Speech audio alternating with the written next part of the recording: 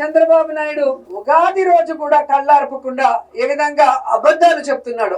ఉగాది రోజు కళ్ళార్పకుండా నారా చంద్రబాబు నాయుడు గారు అబద్ధాలు చెప్పాడు అంటున్నావు. మరి ఆయన కళ్ళార్పకుండా అబద్ధాలు చెప్పాడా, నిజాలు చెప్పాడా? తర్వాత చూద్దాం. మరి ఇదే ఉగాది రోజున గతంలో నారా చంద్రబాబు నాయుడు గారు ఇచ్చిన మాట ప్రకారం 21 వర్గాల దాదాపు 12 లక్షల మందికి దివ్యాంగ శక్తి పథకం ద్వారా దివ్యాంగులకి ఉచితంగా 7,264 బస్సుల్లో ఉచిత ప్రయాణాన్ని ఈ రోజు సౌలభ్యంగా అందించాడు. దాని గురించి నువ్వు ఎందుకు మాట్లాడావు? దివ్యాంగ శక్తి పథకం ద్వారా ఈ రోజు 7,264 బస్సుల్లో వాళ్ళకి ఫ్రీగా ఉచితంగా బస్సు సౌకర్యాన్ని అందించాడు. స్త్రీ శక్తికి ఏ మాత్రం తగ్గకుండా దివ్యాంగ శక్తిని జనాలకు తీసుకెళ్లినటువంటి వ్యక్తి శక్తి ప్రజల మీద ఉన్న అపారమైన భక్తి నారా చంద్రబాబు నాయుడు గారు. దాని గురించి నువ్వు ఎందుకు మాట్లాడవు? అది జనాల్లోకి వెళ్ళింది కదా, అందరూ హర్షిస్తున్నారు కదా, అందరూ చప్పట్లు కొడుతున్నారు కదా.